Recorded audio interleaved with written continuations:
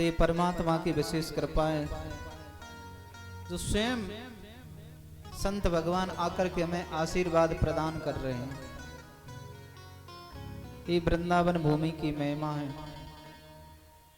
ये साक्षात बांके बिहारी की कृपा हमारे ऊपर बरस रही है। आज हमारा बड़ा ही सौभाग्य है कि श्री महंत जी महाराज हमें आशीर्वाद देने पधारे।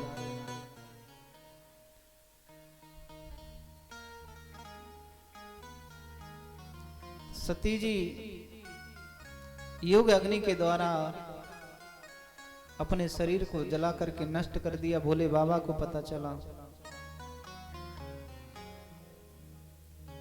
सभी देवताओं ने मिलकर के भोले बाबा की स्तुति करी और भोले बाबा से प्रार्थना करी, बोले महाराज जो यज्ञ अधूरा पड़ा है उसे पूरा तो करवाने की कृपा करें। आज भोले बाबा स्वयं पहुंचे राजा दक्ष की यज्ञ में। देखा तो किसी संत की दाढ़ी उखाड़ ली, किसी की दांत तोड़ दिए, किसी की आंख फोड़ दी। राजा दक्ष का धड़ अलग और सिर अलग पड़ा था। सभी देवताओं ने, ऋषियों ने मिलकर के भोले बाबा से प्रार्थना करी, बोले बाबा इस यज्ञ को पूरा कराइए। भोले बाबा ने कहा कि तुम जाओ, सबसे पहले जो भी मिल जाए उसके मस्तक को काट करके राजा दक्ष के यहाँ लगा दो। अब देवता इधर उधर गए और तो कोई नहीं मिला। एक बकरे के सिर को ला करके राजा दक्ष के यहाँ लगा दिया। राजा दक्ष पुनः जीवित हो गए। आज राजा दक्ष भोले बाबा की बड़ी प्रार्थना करने लगा, लेकिन राजा दक्ष कुछ बोलना चाहता है लेकिन बोल नहीं पा रहा, केवल मैं कर रहा है क्योंकि बकरी का मस्तक लगा है। अब जब मैं करने लगा तो भोले बाबा तो बड़े हंस रहे थे, बोले अब ठीक रही व्यवस्था। ज्यादा अभिमान जब हो जाता है उसका कोई ना कोई रास्ता जरूर निकलता है, इसीलिए अभिमान कभी नहीं करना चाहिए। भगवान कहते मैं अभिमान का ही आहार करता हूं।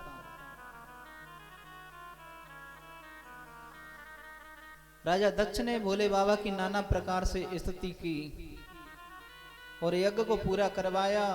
यज्ञ पूर्ण होने के बाद में भोले बाबा माता सती के शरीर को लेकर के कैलाश पर्वत की ओर प्रस्थान करते हैं। तो जहां जहां सती का अंग प्रति अंग गिरता गया वो एक शक्ति पीठ बन गई। लेकिन माता सती ने तो योग अग्नि के द्वारा जलने से पहले यही वर मांगा था कि मेरे चाहे कितने भी जन्म हो मुझे पति रूप में भोले बाबा ही प्राप्त हो। तो आज माता सती का दोबारा से जन्म हुआ राजा हिमाचल के यहाँ। अब सती जी का नाम पार्वती हो गया क्योंकि वो पर्वत की बेटी हो गई। फिर दोबारा से सती जी का विवाह भोले बाबा के साथ में हुआ। भोले बाबा तो कृपा के सागर हैं। तो आकुति, देवहूति और प्रसूति मनु महाराज की 3 कन्याएं और मनु महाराज के 2 पुत्र थे, प्रियव्रत उत्तानपाद। प्रियव्रत और उत्तानपाद, उत्तानपाद राजा की पत्नी का नाम था सुनीति। महाराज उत्तानपाद अपनी पत्नी के साथ में महल में विराजमान है, लेकिन कई वर्ष हो गए उनके यहाँ संतान नहीं हुई। महाराज उत्तानपाद एक दिन वन में शिकार खेलने के लिए जाते हैं तो क्या देखते हैं, एक सुंदर सी स्त्री, उसका नाम है सुरुचि। और उत्तानपाद राजा का मन उनके प्रति आकर्षित हुआ और गंधर्व विधि से विवाह कर लिया। आज महाराज उत्तानपाद की दूसरी पत्नी सुनीति को लेकर के जैसे वो महल में प्रवेश करते हैं तो सुरुचि ने देखा कि इसमें तो पहले से कोई एक स्त्री बैठी है। बोले ये कौन है? उत्तानपाद जी ने कहा कि ये मेरे पहली पत्नी है। तो सुरुचि ने कहा सुनो, मैं इस महल में नहीं रह सकती हूं, मैं तो यहां से जा रही हूं। तो उत्तानपाद महाराज सुरुचि के प्रति ज्यादा आकर्षण थे तो सुनीति के लिए एक दूसरा महल बनवा दिया और उसमें उनको उनकी व्यवस्था कर दी। इधर में सुनीति के साथ में, सुनीति दूसरे महल में रहती हैं, सुरुचि के साथ में महाराज उत्तानपाद रहते हैं। आप तो ये जानते ही होंगे कि सुनीति का अर्थ क्या है और सुरुचि का अर्थ क्या है। सुनीति का मतलब होता है जो शास्त्रों की नीति पर चले, उसे सुनीति कहते हैं। और सुरुचि जो अपनी रुचि के अनुसार कार्य करे, उसे सुरुचि कहते हैं। आज सुनीति दूसरे महल में रहने लगी और कुछ समय के बाद में उन्होंने एक बेटे को जन्म दिया, जिसे हम कहते हैं ध्रुव। आज ध्रुव जी महाराज का जन्म हुआ।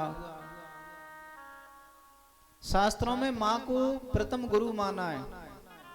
माता सुनीति ने विचार कर लिया कि मैं अपने बेटे को यशस्वी, मनस्वी, तपस्वी, विद्वान बनाऊंगी, तो उस बेटे को उससे बनना कोई नहीं रोक सकता है। माँ चाहे अपने बेटे को संत बना सकती है, माता चाहे अपने बेटे को भक्त बना सकती है, माँ चाहे अपने बेटे को डाकू बना सकती है। प्रथम गुरु बालक की माँ होती है। माँ जैसे संस्कार बालकों को देते हैं वो जीवन पर्यंत चलते हैं। इसीलिए बालकों को हमेशा अच्छे संस्कार प्रदान करना चाहिए। सुनीति जी ने विचार कर लिया कि मैं अपने बेटे को यशस्वी, मनस्वी, तपस्वी, विद्वान बनाऊंगी। ध्रुव जी महाराज जब थोड़े से बड़े हुए और अपनी मां के साथ में सत्संग में जाने लगे, जब भी रास्ते में कोई संत मिल जाते, कोई विप्रजन मिलते, कहते बेटा इन्हें प्रणाम करो, सभी को प्रणाम करने लगे। ये संस्कार है।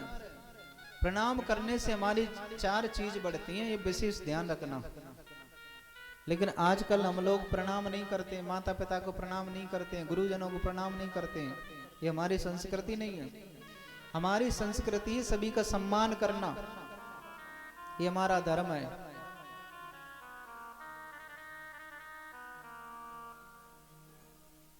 ध्रुव जी जैसे और बड़े हुए तो अपने मित्रों के साथ में जैसे खेलने जाते हैं, तो एक दिन खेलते खेलते अपने मित्रों के साथ में खेल रहे थे, तो एक मित्र ने पूछा, अरे ध्रुव जी ये तो बताओ तुम्हारे पिताजी का क्या नाम है। अब ध्रुव जी आज वहां से दौड़ करके अपनी माँ के पास आए, बोले माँ हमारे पिताजी कौन है, कहाँ पर रहते हैं। बोले बेटा तुझे क्या लेना देना। बोले नहीं बताओ। जब ध्रुव जी ज्यादा हट पड़ जाते हैं तो कहते हैं बेटा तुम्हारे पिताजी इस नगर के राजा हैं, नाम है श्री उत्तानपाद जी महाराज।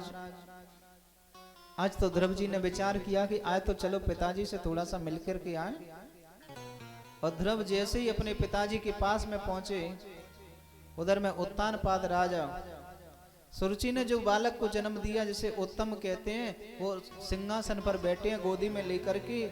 और जैसे ही ध्रुव जी ने देखा, दौड़ी लगा दी, पिताजी पिताजी। जैसे ही गोदी में चढ़ने को हुए, उसी समय सुरुचि ने उनको डांट दिया। सुरुचि ने डांट दिया, बोले तुम्हें इस सिंहासन पर बैठने का कोई अधिकार नहीं है। बोले क्यों, ये मेरे पिताजी नहीं है क्या। बोले पिताजी तो हैं, लेकिन मैं तुम्हारी माँ तो नहीं हूं, तुमने मेरी कोख से जन्म तो नहीं लिया। आज सुरुचि कहती है कि तुम्हें सिंहासन पर बैठना है तो मेरे गर्भ से जन्म लेना पड़ेगा।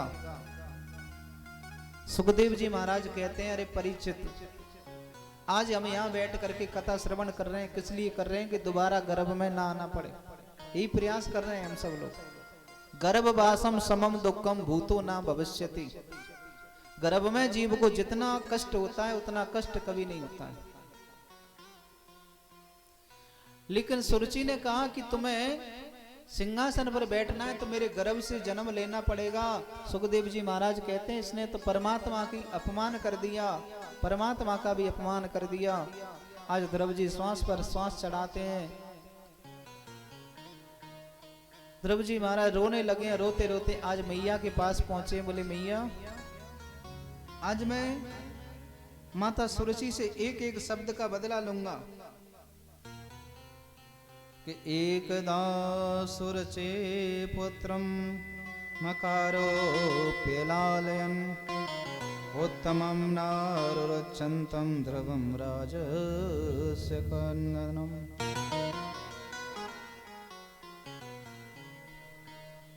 ध्रुव जी कहते हैं कि मैं एक एक बात का बदला लूंगा, लेकिन माता सुनीति ने कहा बेटा कभी किसी के बारे में बुरा नहीं सोचना चाहिए।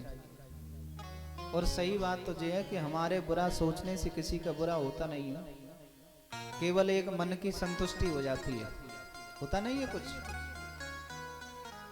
एक मन की संतुष्टि हो जाती है कि मां मंगलम तात परेशुमस्ताम भुक्तम जनो यतरुदं यस्तम। सुनीति कहती है कभी किसी के बारे में बुरा नहीं सोचना चाहिए, लेकिन ये भी बात सत्य है कि अगर हम कुछ बोलना चाहते हैं तो थोड़ा सा विचार करके बोलना चाहिए। शब्द संभाल के बोलिए, शब्द के हाथ न पाँव, एक शब्द है औषधि, एक शब्द है घाव। कभी किसी के बारे में बुरा मत बोलो, क्योंकि बुरी बात जब लग जाती है तो फिर वो निकलती नहीं है। बुरे शब्द बोलते हैं और किसी के दिल में जब चीज लग जाती है तो निकलती नहीं है। दिमाग में चीज रहती है तब तक निकल जाती है। हम किसी बात की कहते हैं और फिर भूल जाते हैं, कहते हैं वो दिमाग से ही निकल गई, लेकिन दिल में जब लग जाती है तो वो निकलती नहीं है। इसीलिए कहते हैं कि वाणी ऐसी बोलिए मन का आपा खोए, औरन को शीतल करे आपो शीतल होए। कम बोलो लेकिन अच्छा बोलना चाहिए व्यक्ति को। हमारे बोलने से कभी किसी को कष्ट ना हो ऐसा बोलना चाहिए। ध्रुव जी महाराज आज श्वास पर श्वास चढ़ा रहे हैं, रो रहे हैं, लेकिन सुनीति ने कहा कि सुरुचि ने कोई बुरा नहीं कहा, तुम्हें तपस्या करनी चाहिए, जाओ तपस्या करो। बोले आप भी कह रही हैं माँ? बोले हाँ मैं भी कह रही हूँ। आप सीधे वन में जाओ, तपस्या करो और परमात्मा को प्राप्त करो।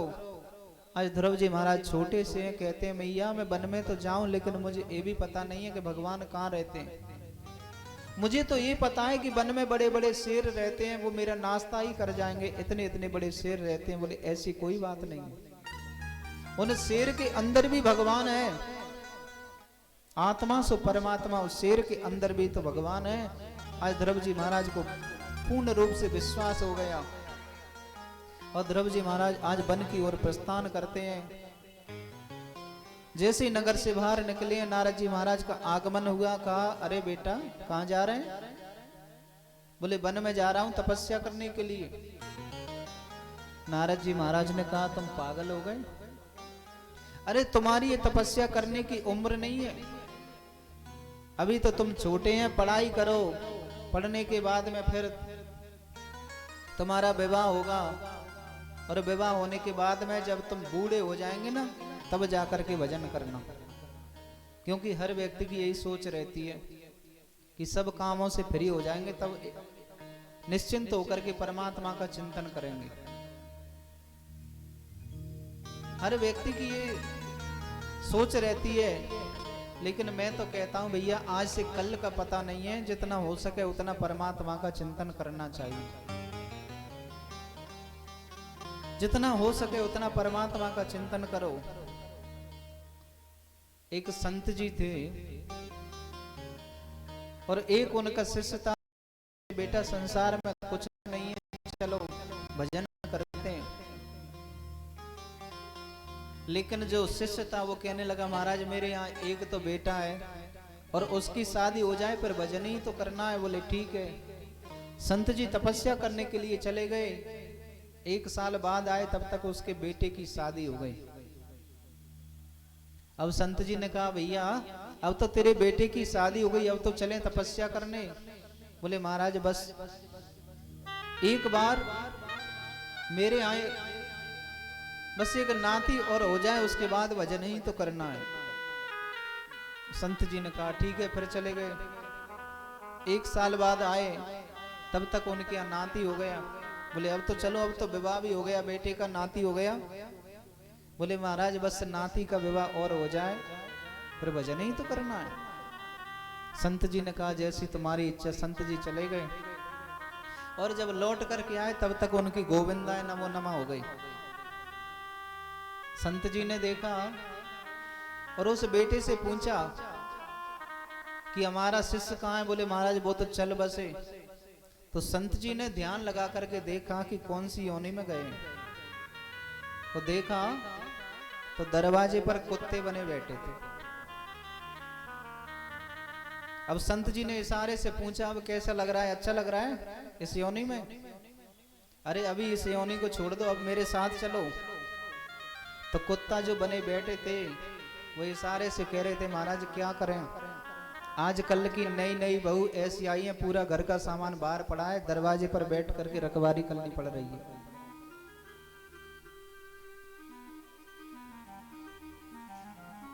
नारद जी महाराज कहते हैं बेटा अभी तो तुम बहुत छोटे हैं, पढ़ाई करो उसके बाद में तुम भजन करना। ध्रुव जी महाराज ने पूछा आप कौन है? बोले मैं नारद। बोले नारद नहीं हो सकते आप, मेरी माँ ने तो कहा कि वन में तो भगवान रहते हैं। तो बोले ठीक है, तुमने मंत्र लिया क्या गुरुदेव को? गुरु मंत्र लिया आपने? बोले अभी तो नहीं लिया। तो फिर बोले आपको भगवान प्राप्त नहीं होंगे, पहले आपको गुरु दीक्षा लेनी पड़ेगी। ध्रुव जी ने कहा कि आपसे बढ़िया गुरु और काम लेंगे, आप ही मुझे गुरु दीक्षा दे दो। नारद जी महाराज ने आज ध्रुव जी को गुरु मंत्र दिया, ओम नमो भगवते वासुदेवाय, और कहा कि सीधे वृंदावन जाना, यमुना जी में स्नान करना और मधुबन में जाकर के तपस्या करना। आज ध्रुव जी महाराज तपस्या कर रहे हैं। ध्रुव जी महाराज आज तपस्या कर रहे हैं।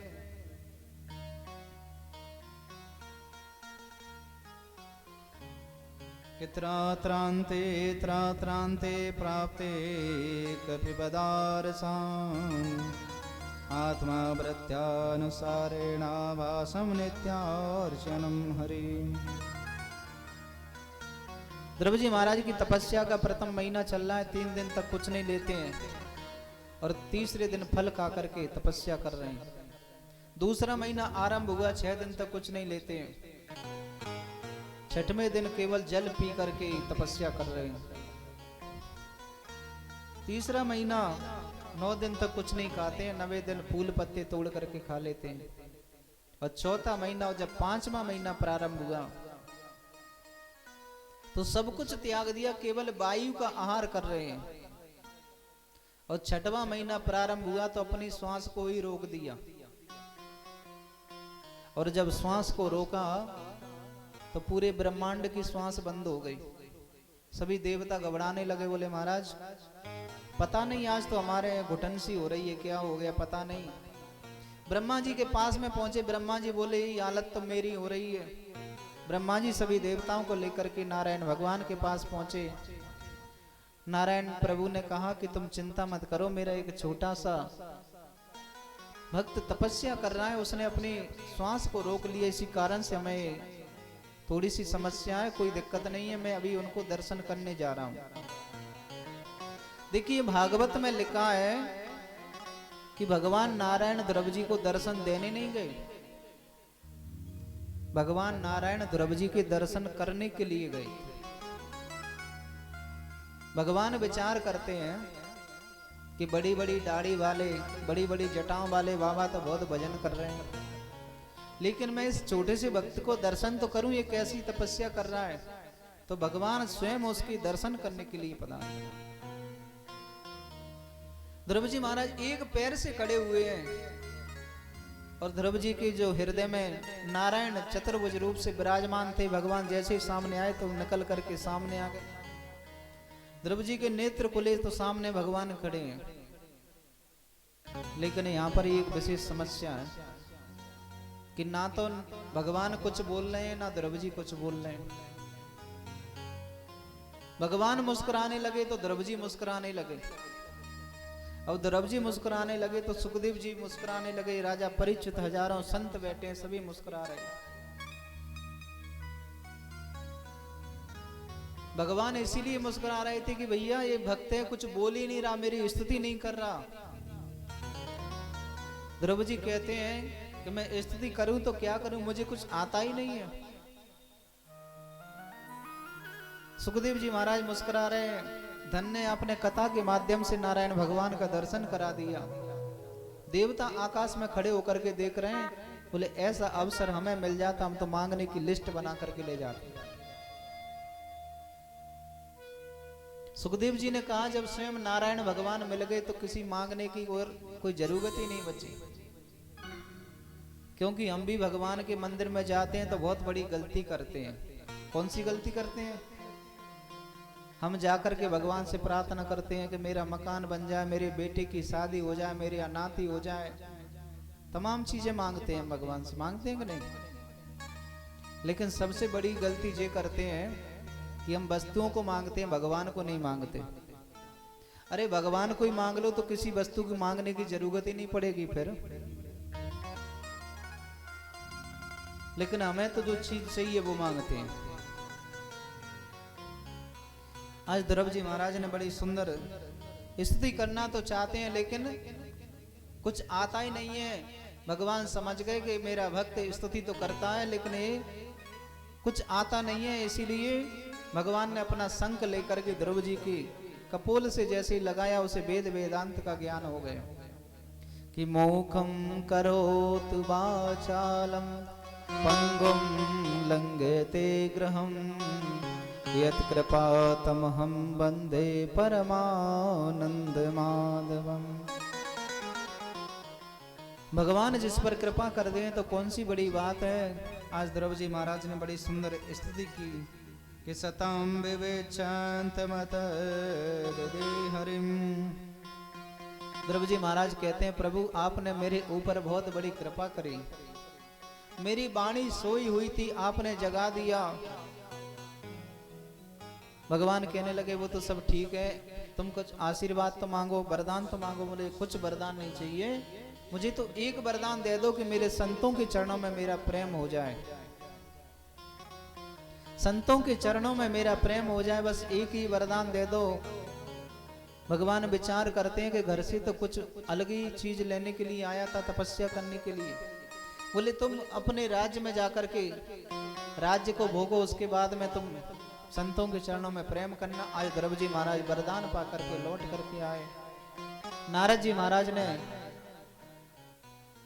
राजा उत्तानपाद को बता दिया कि आपका बेटा तपस्या करके आ रहा है, तो आज पूरे नगर को सजवा दिया, बंधनवान तोरण आदि लगवा दिए और सभी नगरवासी आज ध्रुव जी की स्वागत करने के लिए खड़े हैं। लेकिन एक बात समझ में नहीं आई कि जब ध्रुव जी यहाँ से तपस्या करने के लिए गए थे तब कोई नहीं आया पूछने, और आज भगवान को प्राप्त करके लौट रहे हैं तो सभी लोग उनकी स्वागत में खड़े हुए हैं। इसका कारण क्या है? क्योंकि ध्रुव जी इधर से गए थे तब उनके ऊपर परमात्मा की कृपा नहीं थी, आज लौट करके आ रहे हैं, गोविंद की कृपा उनके ऊपर हो गई। इसीलिए गोस्वामी जी महाराज कहते हैं कि जा पर कृपा राम की होई और ता पर कृपा करें सब कोई, स्वार्थ लाग करें सब प्रीति, सुर नर मुन सबकी यह रीति। ये संसार बड़ा स्वार्थी है। जब ध्रुव जी गए तब कोई उनसे बात भी नहीं कर रहा था, बेटा क्यों जा रहा है, तू अभी तो छोटा है, किसी ने नहीं पूछा। जब भगवान को प्राप्त कर लिया तो सभी स्वागत करने के लिए खड़े हैं। ये संसार है। उत्तानपाद राजा ने रथ हाथी घोड़े सब खड़े कर दिए, बोले बेटा जिस पर तुम्हारी इच्छा है बैठ करके चलो। ध्रुव जी ने कहा नहीं पिताजी मैं पैदल चलूंगा। उत्तानपाद राजा ने ध्रुव जी को राजगद्दी पर बैठा दिया, स्वयं तपस्या करने के लिए चले गए।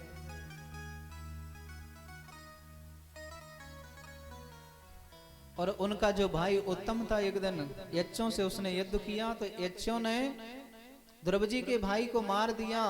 तो ध्रुव जी को जब पता चला तो वो भी सेना को लेकर के आज युद्ध क्षेत्र में पहुंच गए। तो यहाँ पर एक प्रश्न उठता है कि ध्रुव जी ने तो भगवान के दर्शन कर लिए, फिर युद्ध की इच्छा क्यों मन में जागी?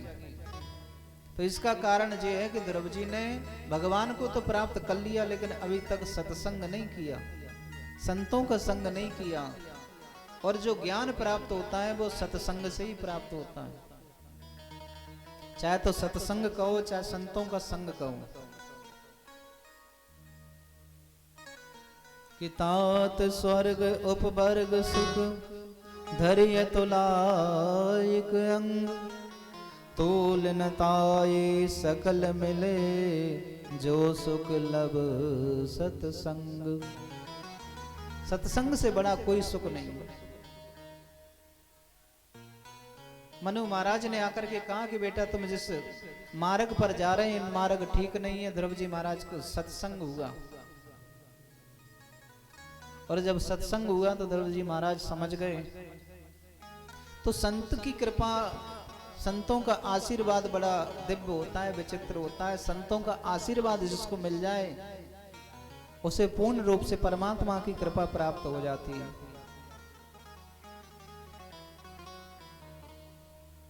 ये संसार है ना, ये संतों के आशीर्वाद से ही। कि आग लगी आकाश में घर, आग लगी आकाश में झरझर पड़त अंगार, और संत न होते जगत में तो जल जाता संसार। संतों के आशीर्वाद से ही सारे काम होते हैं। ध्रुव जी महाराज ने 36,000 वर्ष तक राज किया। उसके बाद में जब भगवान के धाम को जा रहे थे तो मृत्यु देवी आ गई। उन्होंने कहा कि पहले मुझे स्वीकार करो। ध्रुव जी महाराज ने देखा कि विमान में खड़ा है, और विमान जैसे ही पास में खड़ा था, पार्षदों ने कह दिया कि हम स्वीकार तो कर लेंगे, पहले हमें प्रणाम करो। आज मृत्यु ने ध्रुव जी को प्रणाम किया, और ध्रुव जी महाराज मृत्यु के सिर पर पैर रख करके विमान में बैठ करके ध्रुव लोक को चले गए।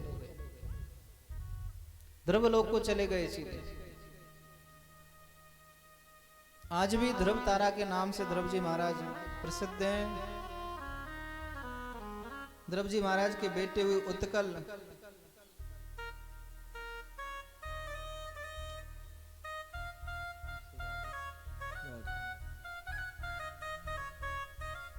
श्री राधे बोली श्री वृंदावन बिहारी लाल की जय हो। मेरा कि ऐसा कोई संत मिले मेरा तार प्रभु से जोड़े, ऐसा कोई संत मिले मेरा तार प्रभु से जोड़े, ऐसा कोई संत मिले हो, ऐसा कोई संत मिले मिले मिले, हो ऐसा कोई संत मिले मिले, ऐसा कोई गुरु मिले मेरा सार हरि से जोड़े, ऐसा कोई संत मिले मेरा तार प्रभु से जोड़े, ऐसा कोई संत मिले मेरा तार हरि से जोड़े, ऐसा कोई संत मिले मेरा तार प्रभु से जोड़े, ऐसा कोई संत मिले हो, ऐसा कोई संत मिले हाँ मिले, हो ऐसा कोई संत मिले हाँ मिले, ऐसा कोई गुरु मिले निराकार हरि से जोड़े, ऐसा कोई संत मिले निराकार प्रभु से जोड़े, ऐसा कोई जय हो।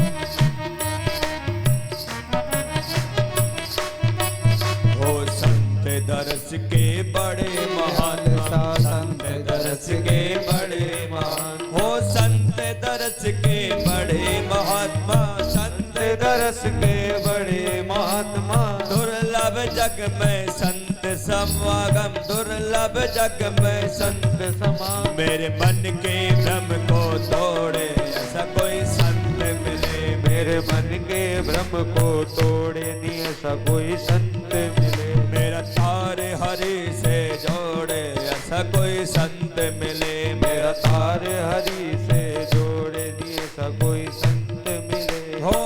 ऐसा कोई संत मिले हमें, हाँ ऐसा कोई संत मिले, ऐसा कोई संत मिले, ऐसा कोई गुरु मिले मेरा तार हरि से जोड़े, ऐसा कोई संत मिले मेरा तार हरि से जोड़े, ऐसा कोई संत हो श्री राधे।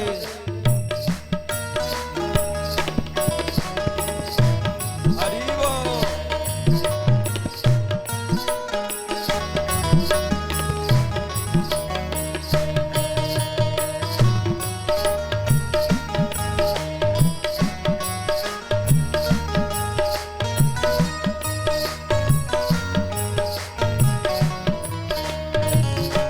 श्री हरि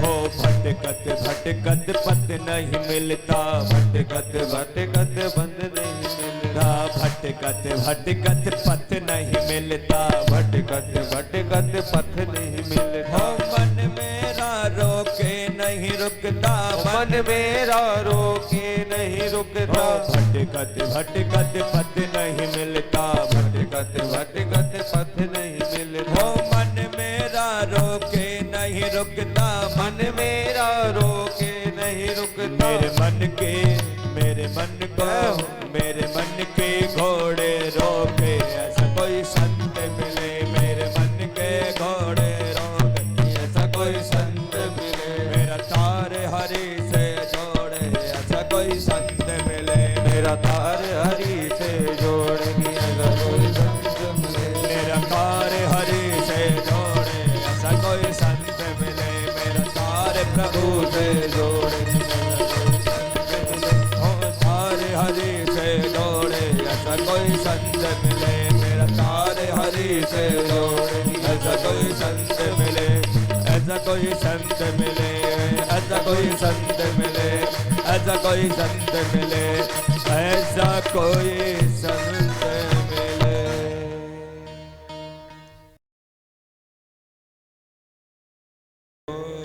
इस प्रकार से आज ध्रुव जी महाराज ने ध्रुवलोक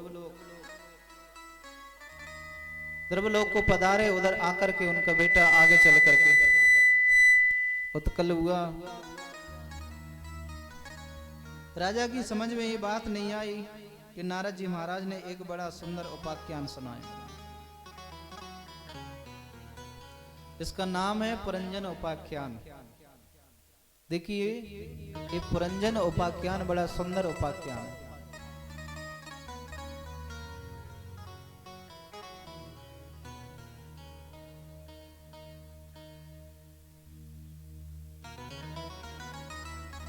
नारद जी को देखते ही राजा ने, एक राजा हुए प्राचीन बरही, तो प्राचीन बरही राजा ने बहुत यज्ञ किए, इतने यज्ञ किए कि पूरी पृथ्वी को कुशाओं से पाट दिया।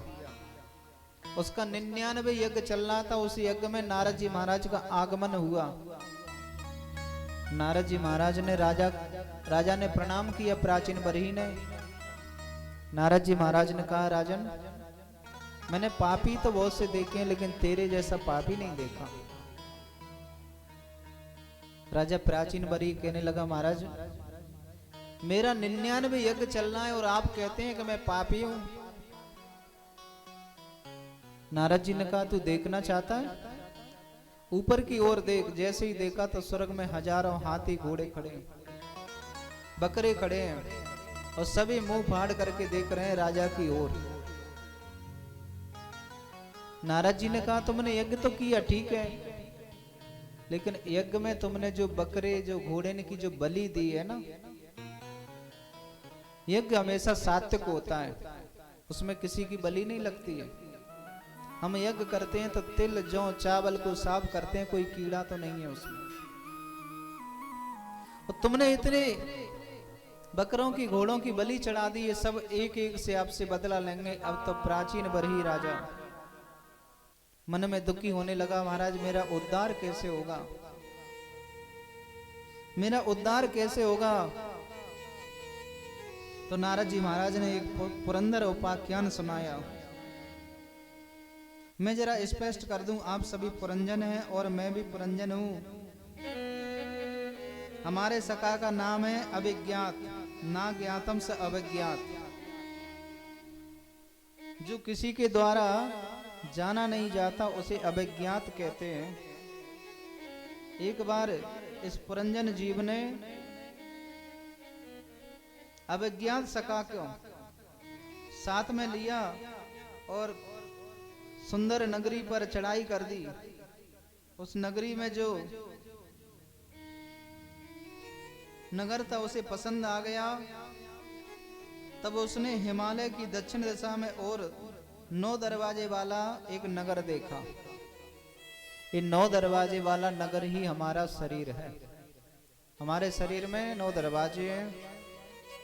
गीता में लिखा है कि नव द्वारे पुरोदेहि। 9 दरवाजे का नगर हमारा शरीर है। शरीर में 9 द्वार हैं, 2 कान, 2 आंख, 2 नासिका। इस प्रकार शरीर में 9 द्वार हैं।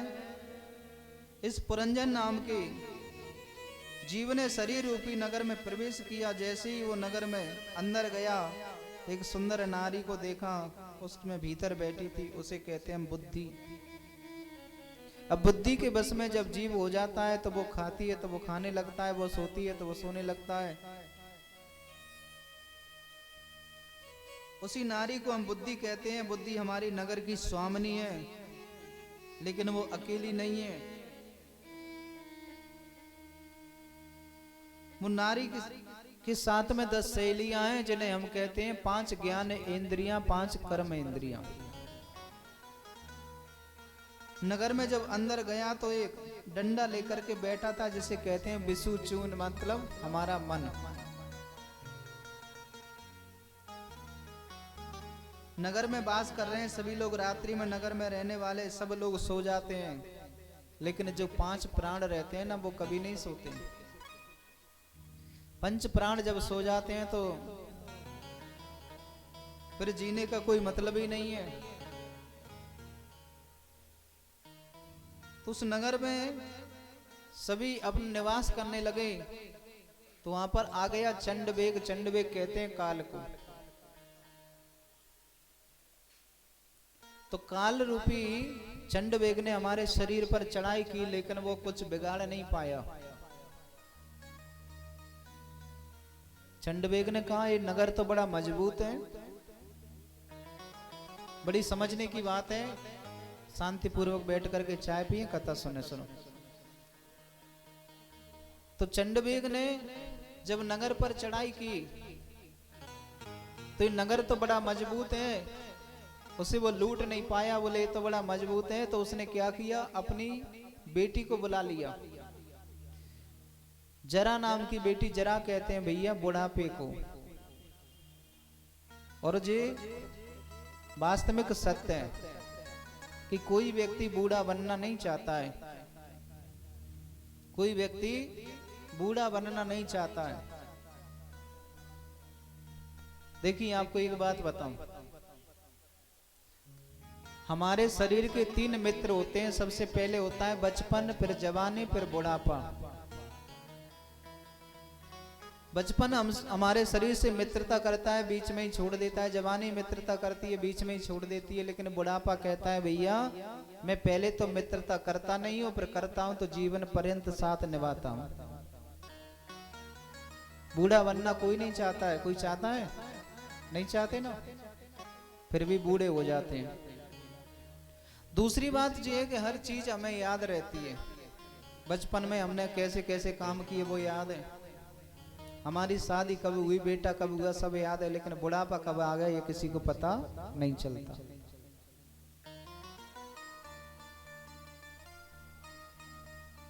तो चंडवेग ने हमारे यानी काल ने हमारे ऊपर चढ़ाई करी, लेकिन हमारा शरीर इतना मजबूत है, काल कुछ नहीं बिगाड़ पाया। तो काल की एक बेटी का नाम है जरा, और जरा कहते हैं बुढ़ापे को। उसने अपनी बेटी को बुलाया, कहा कि बेटी तुम जाकर के इस नगर को थोड़ा सा ढीला तो कर दो। और जैसे ही जब बुढ़ापा आता है तो भैया शरीर अपने आप ढीला होने लगता है।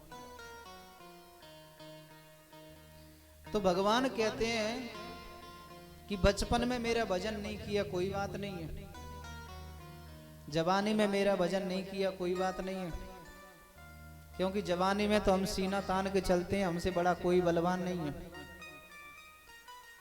तो बुढ़ापा आता है ना तो कमर टेढ़ी हो जाती है, पर आगे को झुकना पड़ता है व्यक्ति को।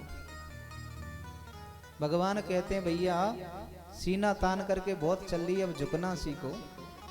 सिया राम में सब जग जानी, करहूं प्रणाम जोर जुग पानी। लेकिन जीव कहता है नहीं नहीं मैं झुकूंगा नहीं। जब बुढ़ापा आता है तो च्यवनप्राश आदि चीजों का उपयोग करता है, लेकिन झुकना नहीं चाहता है। तो कहते हैं कि मौत की 4 घंटी बजती हैं। अब सबसे पहली घंटी बजती है कि हमारे जो दांत थे सारे टूट गए। अभी जो महाराज जी आए थे ना, महंत श्री जी, जब पहले कथा करने आए थे तो उन्होंने एक सुंदर बात बताई थी हमें। उन्होंने कहा कि ये बाल है ना, ये बाल तो आपके बाल है ना, आप डेली इनकी कंघी करते हैं, तेल साबुन लगाते हैं, ये तो आपके हैं। तो बोले इनसे कह दो ये सफेद नहीं हो, अगर आपके होंगे तो आपकी बात जरूर मानेंगे। ये दांत हैं, डेली आप मंजन करते हैं, ये तो आपके दांत हैं, लेकिन इनसे कह दो कि ये गिरे नहीं, जब तक हमारा जीवन है तब तक। लेकिन सत्य पूछा जाए तो कुछ हमारा है ही नहीं। तो बूढ़ा कोई बनना नहीं चाहता है, लेकिन मजबूरी में उसे बूढ़ा बनना पड़ता है। तो पहली घंटी बजती है कि कमर 3 जगह से टेढ़ी हो जाती है। भगवान कहते हैं भैया अब सीना तान करके बहुत चल लिया, अब झुकना सीखो। लेकिन व्यक्ति नहीं झुकता है। दूसरी घंटी बजती है कि बाल सफेद हो गए। भगवान कहते हैं भैया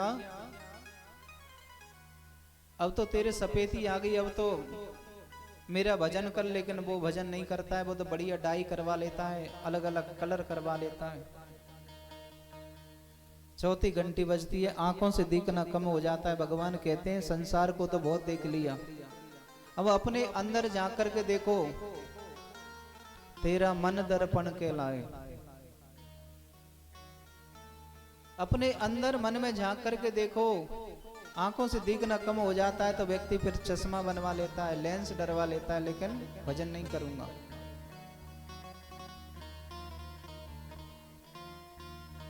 तो कहने का भाव है जी संकेत है, सफेदी आ जाती है, व्यक्ति के दांत गिर जाते हैं, कमर टेढ़ी हो जाती है।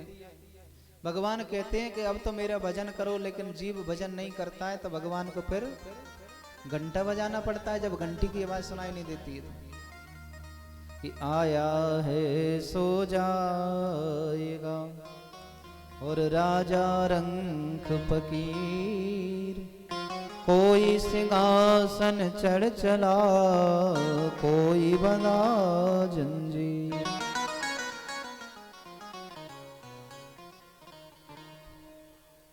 ईश्वर अंश जीव अविनाशी, चेतन अमल सहज सुख राशि।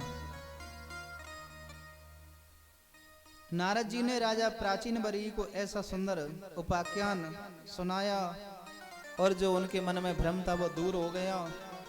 आचार्य श्री सुखदेव जी महाराज कहते हैं राजन परीक्षित, मैत्री मुनि के मुंह से इन समस्त प्रसंगों को मैंने सुनकर के विदुर जी को परमानंद की अनुभूति कराई। और विदुर जी मैत्री मुनि के प्रणाम करके वहां से चले गए। परीक्षित ने कहा लेकिन आपने कल सायकाल के प्रसंग में बताया कि मनु महाराज के 2 बेटे थे, तो ये तो उत्तानपाद का चरित्र बताया और जो प्रिय व्रत हैं उनको बारे में कुछ बताया नहीं। बोले प्रिय व्रत, प्रिय माने होता है अच्छा और व्रत माने होता है संकल्प। तो जो दृढ़ संकल्प कर ले उसे कहते हैं प्रिय व्रत। प्रिय व्रत ने ये संकल्प कर लिया कि रात्रि क्यों होती है, और जब रात्रि होती है तो अधर्म का ज्यादा बोलबाल हो जाता है, इसीलिए मैं रात्रि नहीं होने दूंगा। तो राजा प्रिय व्रत ने सूर्य नारायण के पीछे अपना रथ लगा दिया, बोले मैं रात्रि नहीं होने दूंगा, ऐसा संकल्प ले लिया। और आगे चल करके एक महाराज हुए ऋषभदेव जी,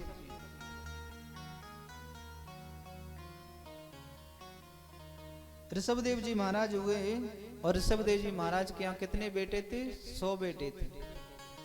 जिस तरह हमारे यहाँ तीर्थ करक होते हैं, हमारे भगवान के 24 अवतार हैं, वैसे ही जैन धर्म में है 24 तीर्थ कर हैं। एक दिन ऋषभदेव जी महाराज ने अपने 100 बेटों को बुलाया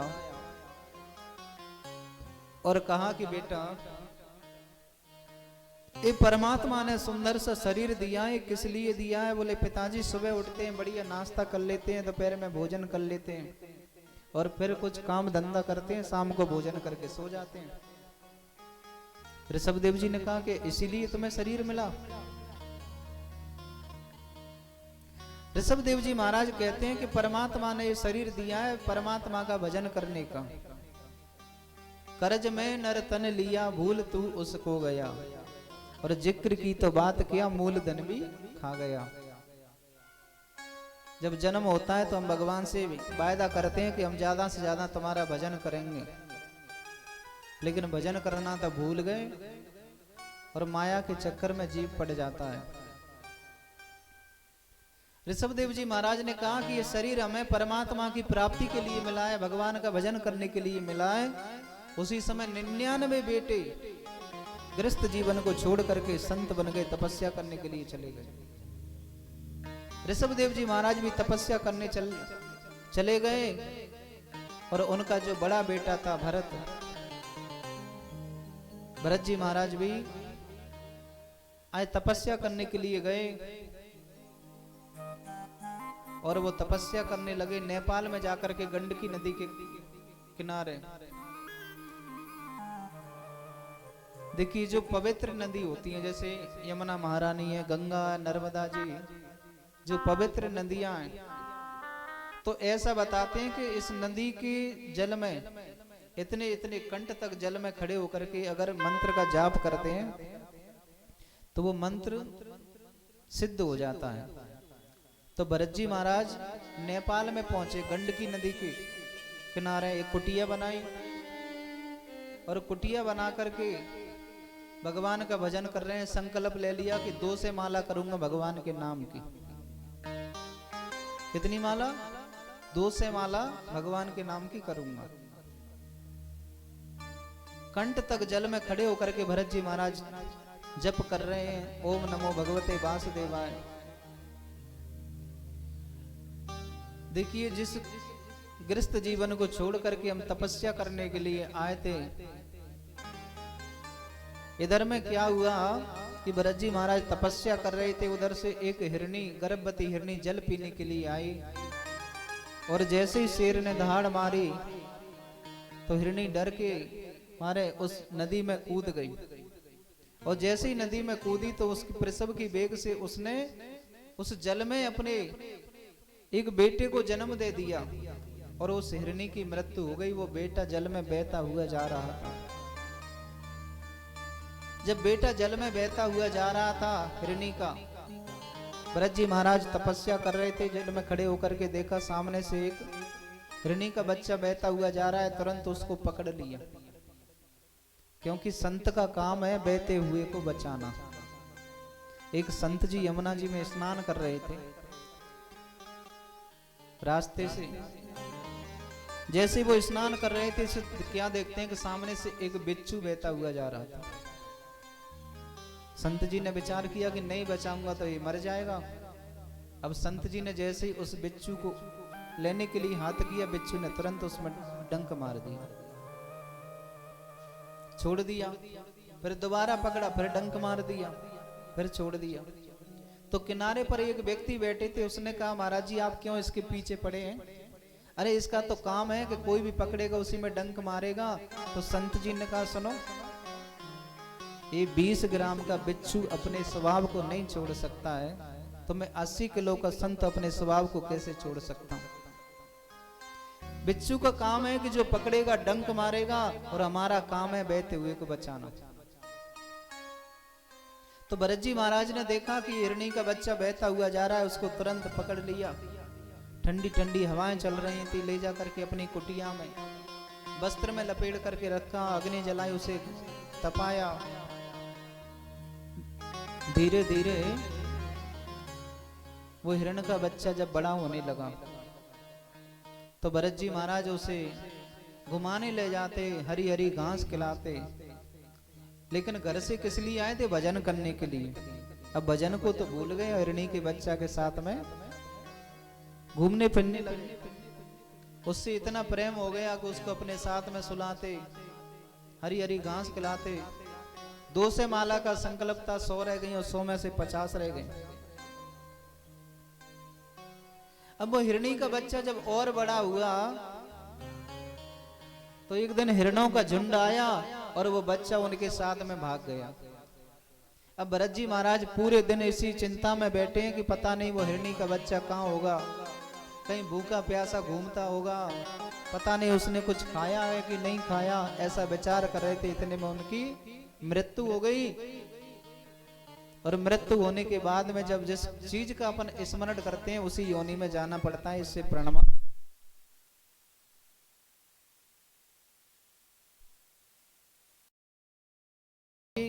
परमात्मा की कृपा से ही हमें ये मनुष्य जन्म मिलता है। तो तपस्या करना एक बहुत बड़ी बात है।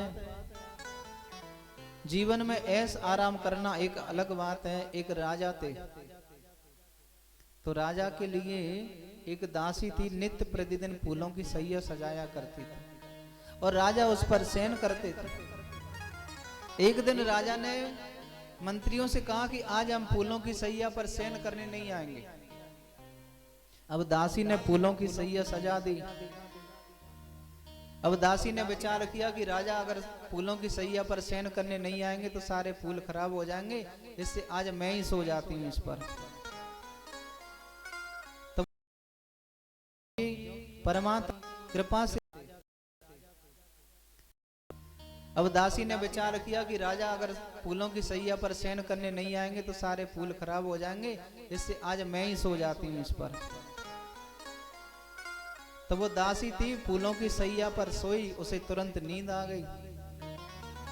1 घंटे बाद राजा ने कह दिया कि हम फूलों की सैया पर सोने के लिए आ रहे हैं। और मंत्री आए, देखा तो दासी तो बड़ी गहरी नींद में सो रही थी फूलों की सैया पर।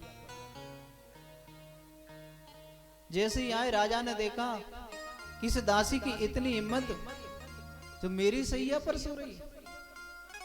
मंत्रियों से कहा पहले तो इसको जगाओ और कोड़े लेकर के आओ, इसमें 50-50 कोड़े मारो। इसकी इतनी हिम्मत, मेरी सैया पर सो रही है। तो दासी को जगाया और जगा करके जब मंत्री उसमें कोड़े मारने लगे तो दासी हंसने लगी।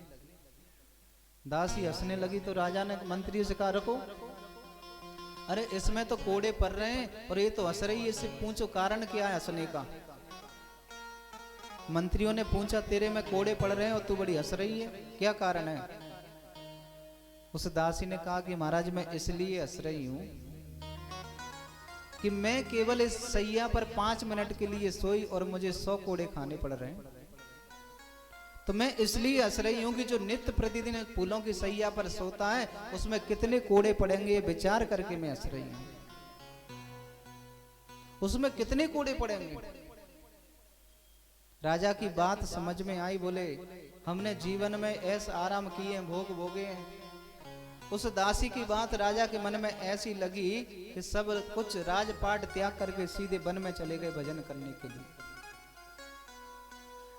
यहाँ वृंदावन में निधवन के पास में एक मंदिर है लाला बाबू, वो कलकत्ता वालों का मंदिर है। कलकत्ता के एक सेठ जी थे, लाला बाबू उनका नाम था। तो कलकत्ते में रहते थे, वहीं सोते थे। तो एक उनके यहाँ कपड़ा धोने वाली बाई आती थी नित्य प्रतिदिन। वैसे तो वो शाम के टाइम आती थी कपड़ा धोने, लेकिन उसे कहीं जाना होगा तो उस दिन वो जल्दी आ गई। सुबह के टाइम में 10 बज रहे थे उसके। तो उसने आकर के सेठ जी का नाम लिया, बोले सेठ जी कहाँ हैं? तो सेठा जी ने कहा, सेठानी जी ने कहा कि सेठ जी तो अभी सो रहे हैं। प्रातः के 10 बज रहे थे। तो उसने कहा कि सेठ जी अभी तक सो रहे हैं, जागे नहीं है? सेठ जी अभी तक सो रहे हैं, जागे नहीं है? सेठ जी के कानों में आवाज पहुंची। सेठ जी तुरंत पलंग पर बैठे हो गए और सेठ जी विचार कर रहे हैं कि वास्तव में अभी तक हम सो ही तो रहे हैं, और मुझे तो ऐसा लग रहा है कि हम सभी लोग अभी तक सो रहे हैं। कौन कौन जाग रहा है? जाग रहा है कोई? सभी सो रहे हैं? मैं नहीं कह रहा, गोस्वामी जी महाराज कह रहे हैं कि मोह निशा सब शोभन हारा और देखई स्वप्न अनेक प्रकारा। वैसे तो मुझे दिख रहा है आप जाग रहे हैं, लेकिन मोह रूपी रात्रि में अभी तक सो रहे हैं। तो लाला बाबू ने विचार किया कि अभी तक हम सो ही रहे हैं। उस बाई की मन में ऐसी बात लगी कि सब कुछ छोड़ करके सीधे वृंदावन आ गए। वहां करके उन्होंने भगवान का एक मंदिर बनाया, और आज भी वो मंदिर है लाला बाबू के नाम से। तो मन में अगर कोई बात लग जाए, आज तीसरा जन्म भरत जी महाराज का हुआ आंग्रस ब्राह्मण के यहाँ। भरत जी महाराज कहते हैं, प्रभु मैं अब ऐसी गलती नहीं करूंगा जो दोबारा से मुझे हिरण बनना पड़े। भरत जी महाराज के पिताजी बड़े प्रसन्न हो रहे, बोले ऐसा तेजस्वी बेटा मेरे यहाँ पैदा हुआ है, उसका यज्ञोपवीत संस्कार करवा दिया, उसे गायत्री मंत्र दे दिया, कहा कि बेटा 3 दिन बाद मुझे ये मंत्र सुनाना। भरत जी महाराज ने कहा, अगर मैंने पिताजी को आज गायत्री मंत्र सुना दिया, कल कहेंगे सत्यनारायण की कथा याद कर लो। 3 दिन तो क्या 6 महीने तक मंत्र नहीं सुनाया। पिताजी ने कहा कि मैंने तो सोचा कि मेरा बेटा बड़ा विद्वान होगा, लेकिन ये तो बिल्कुल जड़ निकला है, इसीलिए उनका नाम रख दिया जड़ भरत। बोलिए श्री जड़ भरत जी महाराज की जय। अब और बड़े हुए भरत जी महाराज, तो आज पढ़ने के लिए स्कूल में भेज दिया। अब जैसे ही भरत जी महाराज स्कूल में पढ़ने गए तो जो मास्टर जी थे पढ़ा रहे थे, बोले का से कबूतर, खा से खरगोश, गा से गधा। भरत जी महाराज विचार करते हैं मैं कोई नहीं बोल सकता। बोले क्यों? बोले गधा कहते समय अगर मृत्यु हो गई तो फिर गधा बनना पड़ेगा, इससे बढ़िया है कि कुछ बोलो ही मत। भरत जी महाराज किसी से कुछ नहीं कहते, अपनी मस्ती में मस्त रहते, परमात्मा का भजन करते। और उनके जो और भी जो भाई थे बड़े हृष्ट पुष्ट थे। भरत जी महाराज को कभी ताजा भोजन नहीं दिया उनके घर वालों ने। सुबह का जो भोजन बचता उसे शाम को देते, और शाम का जो बचता वो सुबह खिलाते। लेकिन फिर भी वो मस्त रहते थे, उन्हें कोई परवाह नहीं थी। और उनके जो भाई थे वो दुबले पतले थे। एक दिन उनको काम कराने के लिए ले गए, बोले तुम खेत पे चलो काम करो। रखवाली करने के लिए भेज दिया। आज भरत जी महाराज विचार करते हैं कि भैया ये खेत किसका है? बोले तो राम जी का है। बोले चिड़िया ये भी राम जी की है? तो बोले मैं बीच में पाप का भागी क्यों बनूं? खेत की तरफ से पीट करके बैठ गए और चिड़ियाओं को बुलाने लगे, आओ चिड़िया, कि राम जी की चिड़िया राम जी को खेत, और चुंग जाओ चिड़िया भर भर पे। जो पक्षी थे उनको बुला रहे हैं, जो पड़ोस में जो रखवाली कर रहे थे उन्होंने जाकर के कहा कि तुम्हारे जो फसल थी वो तो पूरी उजाड़ दी। जब उनके भाई आए थे भरत जी महाराज को बहुत डांटा और उसको घर से निकाल दिया। अब घर से निकाल दिया तो वन में चले गए। देखो इनको कहते हैं परमहंस। अगर कोई इनका सम्मान कर दे तो इन्हें प्रसन्नता नहीं होती है, कोई अपमान कर दे तो इन्हें कोई दुख नहीं होता है। जंगल में चले गए। जंगल में कोई चोर रहते थे और उस चोर ने भद्रकाली मैया के दरबार में प्रतिज्ञा की, मैया अगर मेरे यहाँ बेटा हो जाएगा तो मैं तेरे दरबार में बलि चढ़ाऊंगा। अब जंगल में वो रहते थे, अब उसके यहाँ बेटा हो गया तो बोले अब तो बलि चढ़ाने का टाइम आ गया। उसने अपने सेवकों से कहा, बोले जाओ जो भी मिल जाए जंगल में पकड़ करके लाओ, उसकी बलि चढ़ानी है। तो और तो कोई नहीं मिला, भरत जी महाराज मिल गए। भरत जी महाराज को ले गए, बढ़िया स्नान करवाया, भोजन करवाया, बढ़िया प्रेम से भोजन किया, क्योंकि वो तो बड़े कई दिनों से भूखे थे।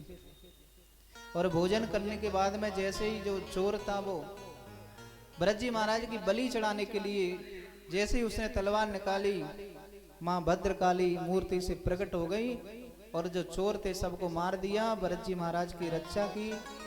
भरत जी महाराज फिर भी प्रसन्न नहीं हुए और आगे चले तो एक राजा रावगढ़ से उनकी मुलाकात हो गई। राजा रावगढ़ था, नित्य प्रतिदिन सत्संग करने जाता था पालकी में बैठ करके। पालकी में बैठ करके जाता तो एक दिन वो जा रहे थे तो एक जो कार था वो थक गया, उसने कहा महाराज मुझे क्षमा करें, मैं अब पालकी में नहीं लग सकता हूं। तो बोले कोई बात नहीं है, ये सब अपना ही तो राज्य है, किसी को भी पकड़ करके लगा दो। अब जंगल में और तो कोई मिला नहीं, भरत जी महाराज मिल गए, उनको ही पालकी में लगा दिया। अब भैया पालकी में चलने की आदत हो गई, वही चल सकता है उसमें, लेकिन संत जो होते हैं वो हमेशा 4 कदम आगे देख करके चलते हैं, 4 कदम आगे नीचे देख करके चलते हैं कि हमारे पैर के नीचे कोई जीव जंतु तो नहीं आ गए। भरत जी महाराज को पालकी में लगा दिया, कुछ नहीं बोला, पालकी कंधे पर रख करके चलने लगे। तो जैसे ही देखा कि चींटियों की लाइन आ गई तो उछल गए, और जैसे उछले राजा का सिर धड़ाम से ऊपर लगा। राजा ने कहा ठीक से पालकी चढ़ाओ, मेरे सिर में चोट लग गई। और जो दूसरे कार थे कहने लगे महाराज हम तो ठीक चला रहे हैं, जो नया नया कार आया ना इस ठीक से नहीं चला रहा। भरत जी से कहा आप ठीक से पालकी चलाओ, उन्होंने कोई ध्यान नहीं दिया। फिर दोबारा आगे चले, जैसी चींटी आ गई फिर छलांग लगा दी, फिर धड़ाम से सिर लगा। राजा ने पालकी को रुकवा दिया, बोले तुम तो जीवती ही मुर्दे के समान है, इतना मोटा ताजा शरीर लिए घूम रहे हैं। नाना प्रकार से राजा रावगढ़ भरत जी महाराज से कहता है, लेकिन भरत जी महाराज ने आज तक किसी को कोई जवाब नहीं दिया। आज भरत जी महाराज विचार करते हैं कि राजा रावगढ़ को अगर मैंने ज्ञान नहीं दिया तो ये मूर्ख की मूर्ख रह जाएगा। पालकी को कंधे पर धड़े राजा रावगढ़ की ओर निहारते हुए कहने लगे राजन आपने सत्य कहा, आप तो जीवित ही मुर्दे के समान है, ये शरीर तो मरा हुआ है, आत्मा इसमें से निकल जाती है तो शरीर का कोई मतलब नहीं रहता है। और मोटा ताजा शरीर तो ये तो शरीर का काम है, मोटा होना पतला होना दुबला होना, इसमें आत्मा का कोई काम नहीं है। आत्मा हमेशा एक बराबर रहती है, ना तो दुबली होती है ना पतली होती है, ये तो शरीर का काम है। राजा रावगढ़ पालकी से नीचे उतरे, भरत जी महाराज के चरणों में प्रणाम किया, कहा महाराज मैं समझ नहीं पाया आप कौन हैं। भरत जी महाराज आज कहते हैं कि अहम पुरा भरतो नाम राजा,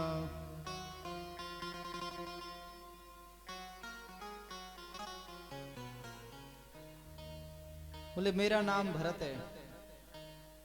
भरत जी महाराज 3 जन्मों की बात बताते हैं, बोले पहले मैं राजा भरत था, लेकिन एक मृग में आसक्ति होने के कारण फिर दूसरे जन्म में मुझे मृग बनना पड़ा। बोले परमात्मा की कृपा से अब इस बार भी मुझे मनुष्य का शरीर मिला है। रावगढ़ बोला महाराज मैं कुछ समझ नहीं पा रहा, मुझे सरल भाषा में समझाओ। भरत जी महाराज कहते हैं राजन कि तुम सत्संग करना जाते हैं ना, सत्संग करने, इस सत्संग कैसा सत्संग ये मेरी समझ में नहीं आया। बोले क्यों? बोले तुम्हें सत्संग में क्या सिखाया, क्या सीखते हैं सत्संग में जाकर के? तुम दूसरे के कंधे पर बैठ करके सत्संग करने जाते हैं, यही सिखाते हैं सत्संग में। जो आत्मा तुम्हारे अंदर है वो आत्मा इस जीव के अंदर भी है। तुम दूसरी आत्मा को कष्ट दे करके स्वयं सत्संग कर रहे हैं, इस सत्संग को मैं तो सत्संग नहीं मानता। अहिंसा परमो धर्मा। राजा रावगढ़ चरणों में गिर पड़ा, बोले महाराज मेरा उद्धार कैसे होगा? भरत जी महाराज ने कहा सुनो, संतों के चरणों की रज में जाकर के लेट जाओ, वही तुम्हारा उद्धार कर सकते हैं और कोई दूसरा उपाय नहीं है। आत्मा सब में बराबर होती है, चाहे तो वो राजा हो, चाहे भिखारी हो, चाहे संत हो, चाहे कोई भी हो, आत्मा सब में एक बराबर है। राजा रावगढ़ छोटे से छोटे प्राणी, बड़े से बड़े प्राणी, महापुरुष यदि आत्मिक दृष्टि से देखे जाएं तो सब एक हैं, अंतर किसी में नहीं है। समझना चाहिए रावगढ़ महाराज के मन में ऐसा वैराग्य आया कि राजपाट छोड़ करके भगवान के चिंतन में लग गए। आचार्य श्री सुखदेव जी महाराज कहते हैं, राजन, जड़ भरत जैसे महापुरुषों के अवतार से, जड़ भरत के संग से हमारी इस भूमि का नाम पड़ गया भारत वर्ष। हमारी इस भूमि पर 3 भरत हुए हैं, एक केकई कुमार भरत, दूसरे श्री भागवत भगवान की भरत जड़ भरत, और तीसरे दुष्यंत नंदन शकुंतला भरत। इन 3 भरतों को हम वंदन करते हैं, इन्हीं के नाम से हमारी इस भूमि का नाम पड़ गया भारत वर्ष। अहो अमीषा किम कार्य शोभनम प्रसन्न ये शास्त्रदता स्वयं हरि सौजन्म लब्धं प्रसमास्तजाश्रे मुकुंद सेवायमकं स्पृहाय। इस भारत भूमि को जन्म लेने के लिए देवता भी तरसते हैं। देवता आकाश में बैठे हैं और कहते हैं, प्रभु अगर हमारा जन्म हो तो भारत भूमि में, क्योंकि भारत भूमि से बड़ा कोई भूमि नहीं है। इस पवित्र भूमि पर वो स्वर्ग में भी नहीं मिलता, वो स्वर्ग में जो सुख नहीं है वो इस भूमि पर मिलता है। स्वर्ग में तो हम जो सत्कर्म करते हैं उसका फल भोगते हैं, पुण्य क्षय होने पर फिर संसार में आना पड़ता है, लेकिन भारत भूमि पर सत्संग के माध्यम से हम अपने जीवन को संवार सकते हैं, क्योंकि ये भूमि कर्म प्रधान है। कर्म प्रधान विश्व कर राखा, जो जस करें सो तस फल चाका। जैसा कर्म करेंगे वैसा फल मिलेगा। परीक्षित ने कहा, क्षमा करें, ये नरकों की बात आपने कही, ये मेरी समझ में नहीं आई। सुखदेव जी महाराज कहते हैं, राजन परीक्षित, हमारी भूमि के दक्षिण दिशा में 99,000 योजन की दूरी पर 28 प्रकार के नरकों का वर्णन किया गया। रौरव नरक, कुंभी पाग, ताम्रस, अंध ताम्रस आदि नरकों का निरूपण है। तो राजा परीक्षित ने कहा, महाराज गलती से अगर हमसे कोई पाप बन गया होगा तो हमें भी नरक में जाना पड़ेगा। बोले ऐसा कुछ नहीं है, नरक में जाने से बचा जा सकता है, वो भी एक उपाय है। नरक में जाने से अगर किसी को बचना है तो क्या करना चाहिए? परमात्मा के नाम का चिंतन करना चाहिए, ज्यादा से ज्यादा भगवान का भजन करना चाहिए। कि राम नाम के हीरे मोती, नाम के हीरे मोती, मैं बिकराऊं गली गली। ले लो रे कोई राम का प्याला, सुर मचाऊं गली गली। राम नाम के हीरे मोती, मैं बिखराऊं गली गली। श्याम नाम के हीरे मोती, मैं बिखराऊं गली गली। ले लो रे कोई राम का प्याला, शोर मचाओ गली गली। बोलो राम, बोलो राम, बोलो राम राम राम। बोलो राम, बोलो राम, बोलो राम राम राम। तालियों की सेवा करते बड़े भाव से गाइए। देखिए, अगर नरक में जाने से बचना है तो परमात्मा के नाम का चिंतन आपको करना होगा। जय हो श्री राधे।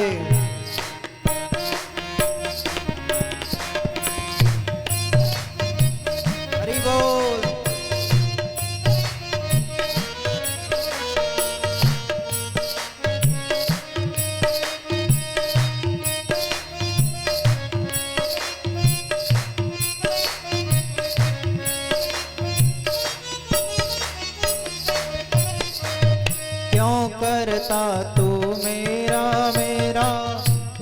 तेरा मकान नहीं, क्यों करता है मेरा तेरा, ये तो तेरा मकाम नहीं।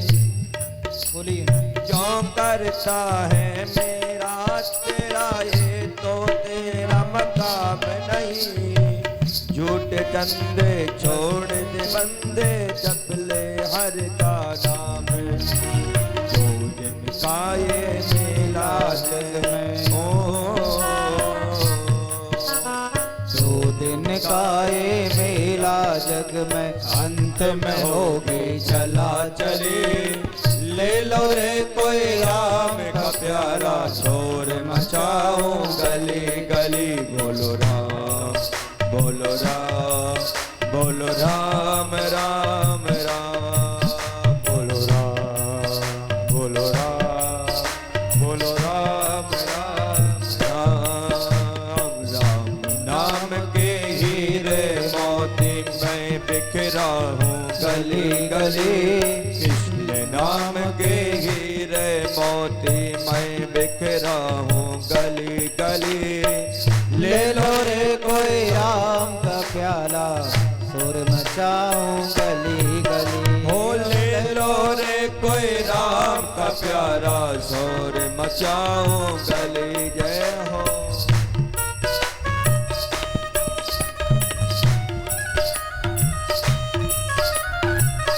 श्री राधे। जय हो।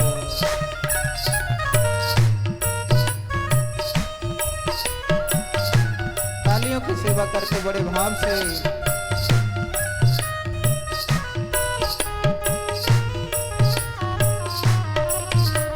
दौलत के दीवानों सुन लो, एक दिन ऐसा आएगा।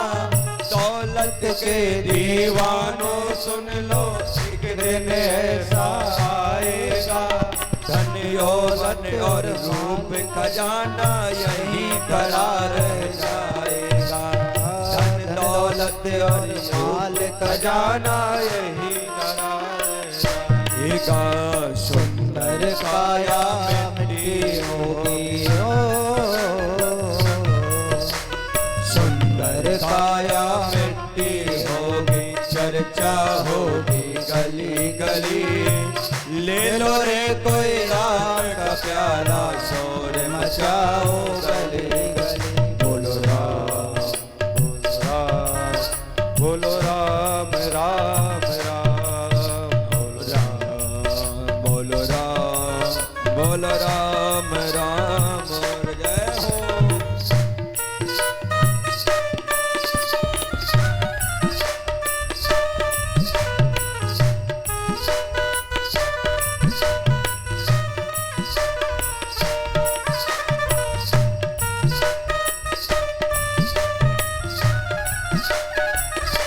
श्री राधे।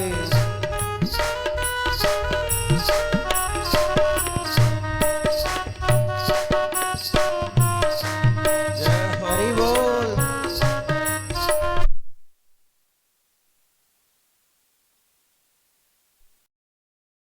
मन नारायण नारायण ना। बोलिए श्री वृंदावन बिहारी लाल की जय। इस प्रकार से आज जिन जिन ने ये मोती लूटे वो तो माला माल हुए, और धन दौलत के बने पुजारी आखिर वो कंगाल हुए। तो राम नाम के हीरे मोती हैं, जितना आप लूटना चाहते हैं लूट सकते हैं। राम नाम की लूट है, लूट सको तो लूट, और अंत काल पछताएंगे जब प्राण जाएंगे। इसीलिए ज्यादा से ज्यादा परमात्मा का चिंतन करना चाहिए। भगवान ये नहीं कहते हैं कि भैया स्नान करने के बाद ही मेरा नाम लेना। आप तो सोते जागते उठते बैठते खाते पीते चलते फिरते हर परिस्थिति में परमात्मा की याद बनी रहे, ये सबसे बड़ी तपस्या है।